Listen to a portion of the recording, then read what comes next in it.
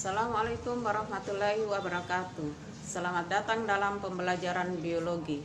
Ketemu lagi dengan saya Ibu Zulfatul Lailia SPD. Pada pertemuan kali ini kita akan membahas tentang pertumbuhan dan perkembangan pada tumbuhan. Adapun tujuan yang ingin dicapai pada kesempatan ini adalah siswa mampu menjelaskan pertumbuhan dan perkembangan pada tumbuhan. Sebelum kita masuk materi selanjutnya, coba perhatikan video berikut.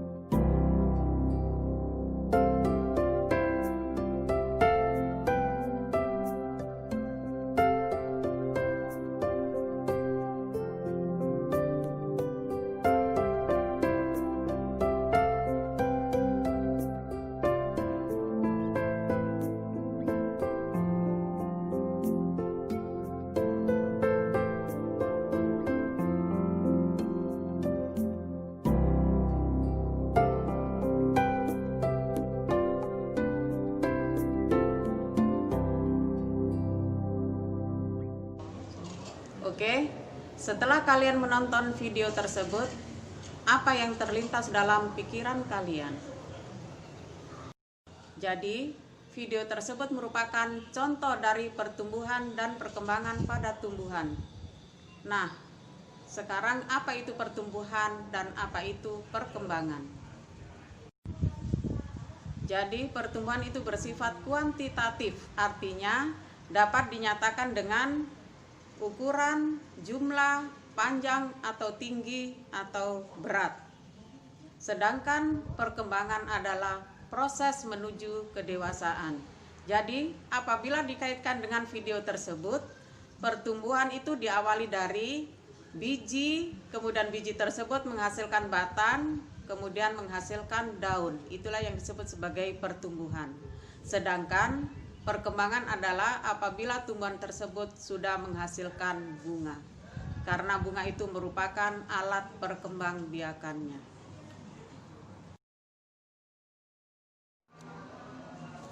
Jadi, setelah kita menjelaskan tentang pertumbuhan dan perkembangan pada tumbuhan, selanjutnya kita masuk ke konsep pada pertumbuhan dan perkembangan pada tumbuhan.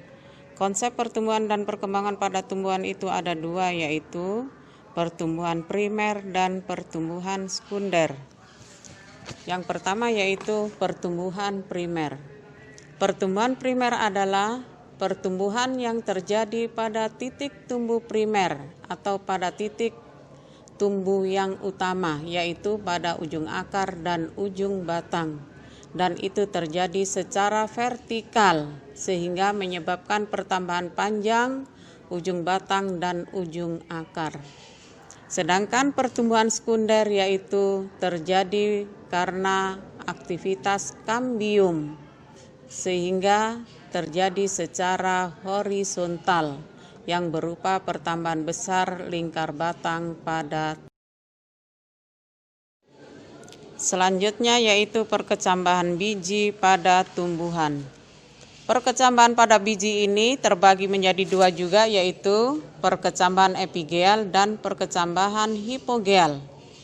Perkecambahan epigeal itu ditandai dengan adanya kotiledon terdorong ke permukaan tanah. Dan ini contohnya yaitu pada tumbuhan dikotil, misalnya pada kacang hijau. Sedangkan perkecambahan hipokotil ciri utamanya yaitu kotiledon tetap berada di bawah permukaan tanah. Contohnya yaitu pada tumbuhan monokotil, misalnya pada zea mais atau pada tumbuhan jagung. Jadi, grafik ini adalah merupakan grafik pertumbuhan, di mana pada grafik pertumbuhan ini ada 3 fase, yaitu fase awal atau fase lag, yang kedua fase log atau eksponensial atau fase percepatan, dan yang ketiga adalah fase stasioner. Jadi yang pertama yaitu kita mulai dari fase awal atau fase lag. Pada fase ini pertumbuhan berjalan lamban karena di sini organisme sedang beradaptasi. Bisa dikata tidak ada proses pembelahan sel. Sedang yang berikutnya yaitu fase log atau eksponensial atau percepatan, di mana pada fase ini pertumbuhan berjalan cepat dan tak terkendali karena persediaan nutrisi lengkap dan tercukupi. Sedangkan yang ketiga yaitu fase stasioner.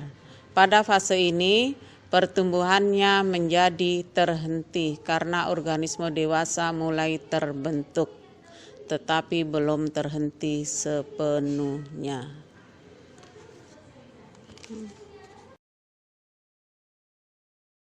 Demikianlah video pembelajaran hari ini. Semoga bermanfaat bagi kalian semua. Sampai bertemu pada video pembelajaran selanjutnya. Assalamualaikum warahmatullahi wabarakatuh.